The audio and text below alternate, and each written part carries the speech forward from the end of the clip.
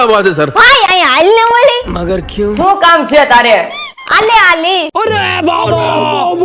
આમાં જેટલી વસ્તુ લખી ને બધી લેતો આય આ એટલી બધી વસ્તુ એક જગ્યાએ થોડી મળે.